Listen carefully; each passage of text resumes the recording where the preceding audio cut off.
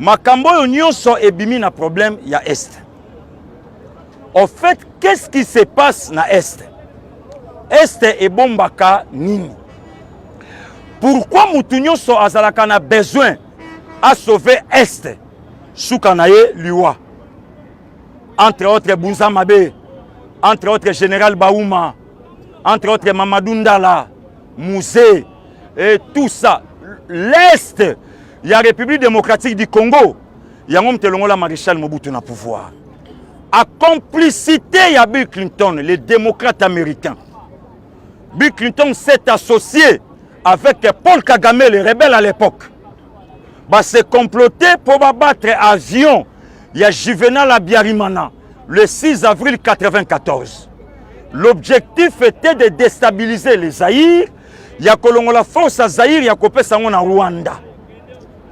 Et rêve na bango et s'accomplir. Rwanda a imposé Bisso Mouzé. Je vous ai dit, ce n'était pas Mouzé qui était préparé. Il y a cause à la présidence de la République démocratique du Congo, c'était le Vengandou qui sait ça. Rwanda a imposé Bisso Mouzé. Des musées aujourd'hui à Chinarambo. Qu'est-ce qui se passe à l'Est? Musée a Ekozaliwa, juste temps à lobby na biso que la guerre doit rentrer là où elle a commencé. Moussa Kouten Aliwa, aujourd'hui 18 ans, à Samabele, l'histoire enterrée comme ça. Fachi est venu au pouvoir. Après avoir Kotambola, oh, 3 semaines, il y a Fachi. Il est allé découvrir le vrai problème sur l'Est de la République démocratique du Congo. D'ailleurs, vous serez d'accord avec moi. Dans le 74e sommet des Nations Unies, dans le discours naïe, à l'obiango au vu du monde, Tokochali sous-souka na sous-solté, maintenant nous allons travailler pour l'agriculture. Ça bougeait tout le monde. Peuple congolais, Ayeba Kite que le vieux Obasanjo, l'ancien président nigérien, a la même mise dans l'Est.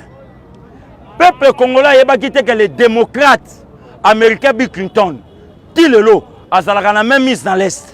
Voilà pourquoi les Américains combattent Hillary comme président des États-Unis à cause de la bavure au Mobali Nassalaka en Afrique. C'est Bill qui a tué Jonas Savimbi le 22 février l'an 2000. C'est Bill qui a tué Laurent Désiré Kabila. D'ailleurs, là, vous serez d'accord avec moi. À Lobango, Soketikali, même 48 heures, n'a déposé dans la Maison Blanche, Mouzé doit tomber. Mouzé est mort le 16 janvier, Bill a déposé le 20 janvier 2001. C'est toujours Bill. Et c'est à cause de la force où Bill a acheté à Rwanda, Rwanda doit suprématie na biso. Mouzé a tamboli. Non, Fachi, pardon, a découvrir qu'il faut vendre ça, bateau, nyonso, bazana membi. Là, je vous dis vrai. J'ai cité le nom des personnes. Obasanjo, Kagame, le tout consort, baza d'accord, laisse Ezala en paix au profit du peuple congolais, au détriment des individus. Voilà la vraie raison que Fachi a frôlé la mort. D'ailleurs, je vous dis vrai, c'est un avertissement pour lui, selon Bango. Mais ils seront confondus au nom de Jésus. Amen. Ils seront tous confondus au nom de Jésus. Amen. Babandi complot na Bango, c'est pas pour rien. Mon vieux n'est pas un idiot. Alors, s'il faut mourir à cause de l'Est, je suis prêt. D'abord, mon vieux, moi, ton petit, ton dauphin, je retire d'abord ces paroles au nom de Jésus. Okokoufa jamais à cause de l'Est. D'ailleurs, tu n'es pas le Messie. Mais au canal, au nom de Jésus. Naïle qui n'a pas retiré ma loba o yo lobaki. Na retiré on a combo na Yesu. Na zongisi likambo na nzela ndenge likambo isali. Problème il y a l'Est, c'est l'Est qui a construit Rwanda aujourd'hui. Le lotang boloba ke Rwanda leki RD Congo na kitoko. Mbongo na biso. Le loyo Rwanda comme ça là ba téléphone. Rwanda comme na usine à Mutuka. Azui les minéraux où. Le loi comme premier producteur il y a coltan. Azui ngo wapi. Azana yango c'est l'Est. Et voilà pourquoi même nos responsables, il y a la République démocratique du Congo, bakoki kolinga jamais guerre ya est et si là au profit du peuple congolais mais au profit de leurs intérêts privés. Voilà pourquoi peuple congolais, un pays riche, na ba richesse aux États-Unis à Zanangote, mais si le congolais azolia soso ya katikati na marché bazoteka. Si le congolais azo vivre non na lipa na quartier maman parfois dev sama patobi mabon toya opia mbongo na pourquoi. Si le congolais bazo katela e tomate ya boîte ba okata ngo na katikati o ya njili akena ngo na njili o ya ngiringiri pa kena ngo na ngiringiri me boîte moko. Congolais, un pays abondamment riche au profit des individus. Voilà pourquoi je vous dis vrai. Bino batubo landanga na monde, bondi melanga. Je ne suis pas le Messie, mais ce que je vous dis c'est vrai. Voilà pourquoi les multinationaux balukaka bacha lamuka Martin Fayulu na pouvoir. Ponanine, selon ba corps na ba clause. Alobaka bochanga ese ya bino accompagné na ba guru mi balé balaki na simanaye Jean-Pierre Bemba et Moïse Katumbi. Yango boza d'accord na ngai.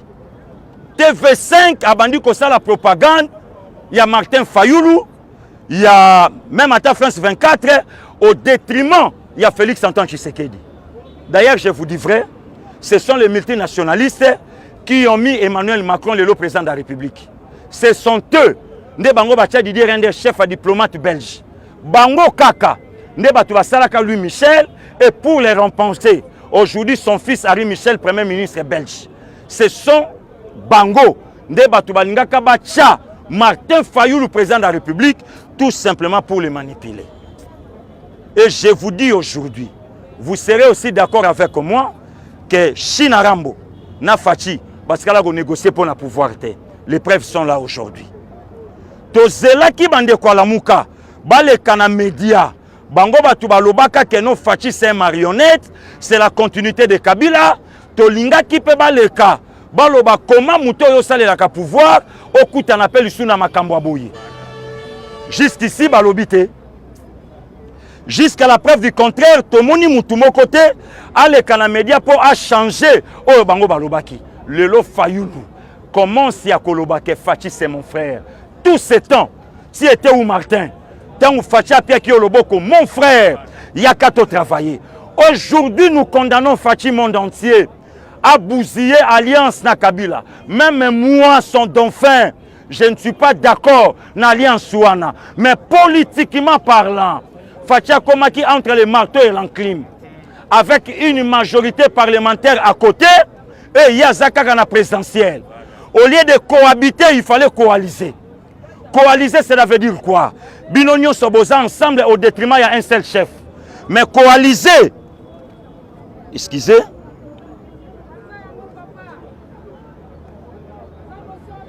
coaliser, elinga ki toza la bango nyonso ensemble. Koto yo baboyi, koto yo balingi, tonge tokoma na bagarre. Maintenant, Fachi est un politicien. Koleka tous ces mondes au bala qui une opposition. Alors non, non, non. Avec cohabitation, ça n'ira pas. Mais avec la coalition, on peut y aller. Token est maintenant dans la coalition. Token dans la coalition, maintenant l'FCC est bloqué. À cause de la coalition, pourquoi l'FCC pensait que pour chef de l'État, ça la bofo bango. Or, Fachi a mis bango dans la coalition. Dans la coalition, il y a l'ensemble des gens au profit d'un seul chef.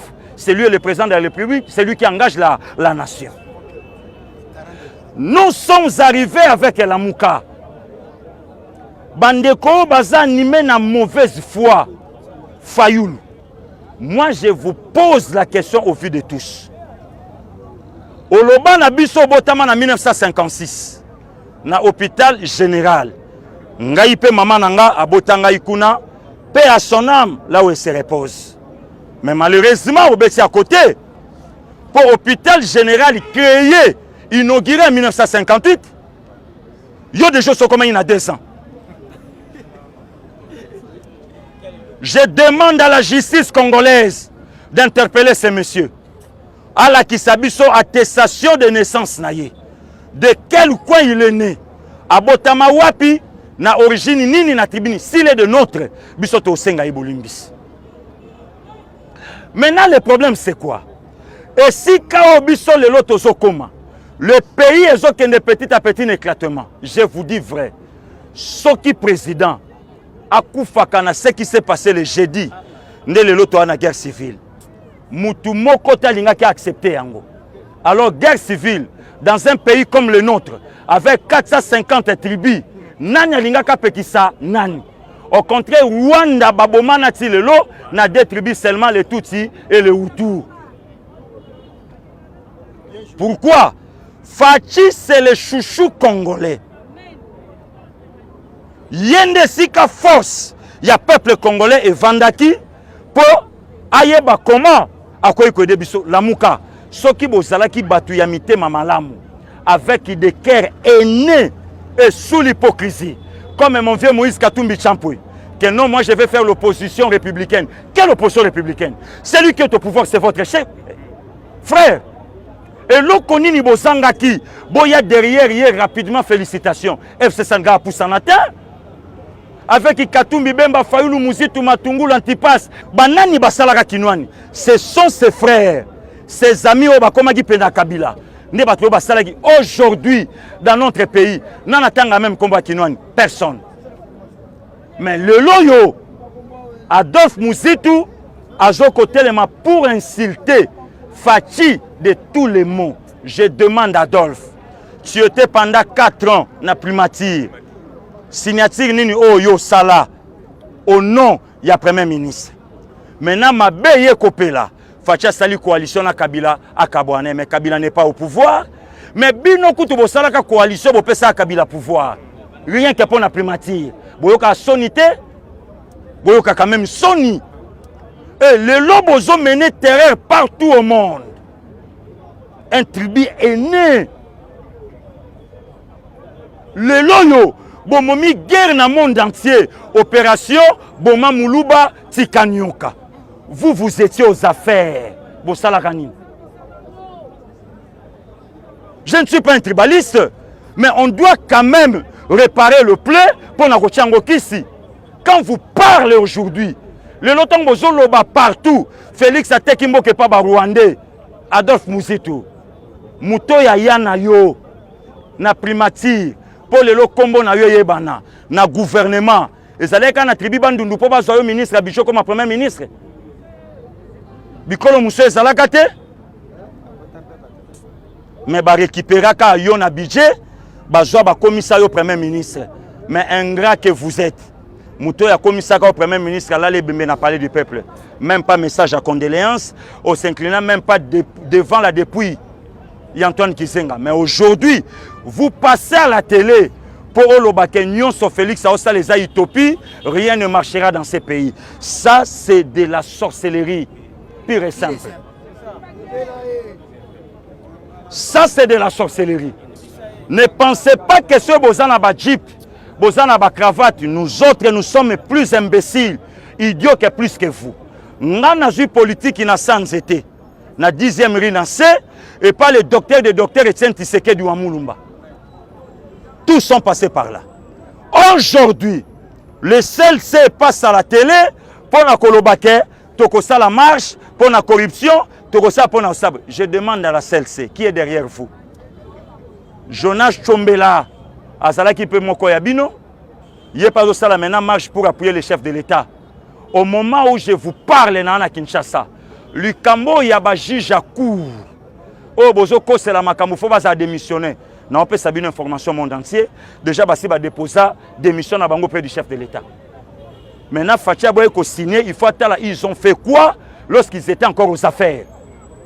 Ce qu'il fallait les canaux médias pas publier que donc déjà bango déjà basi batiki ba démission na bango.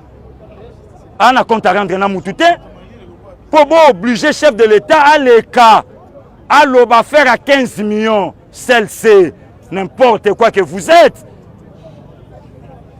Vous n'êtes pas intelligent. Au lieu de penser na mort à Barossi, n'est-ce pas vous? Les abinotés celle-ci, mort à Thérèse Kapanga la binoté.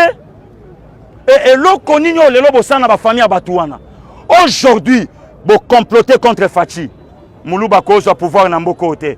Maintenant, Azalaga leader Nabino, na ba dialogue ba Senko, na partout. Il était de quelle province, de quelle tribu?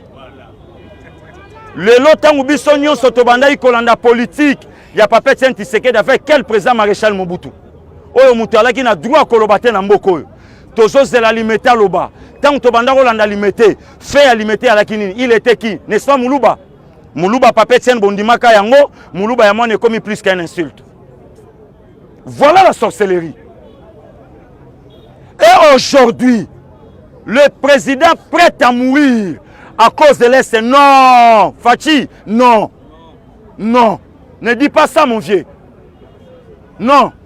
Moi, ton dauphin, je ne suis pas d'accord avec ça. D'ailleurs, je retire ces paroles au nom de Jésus.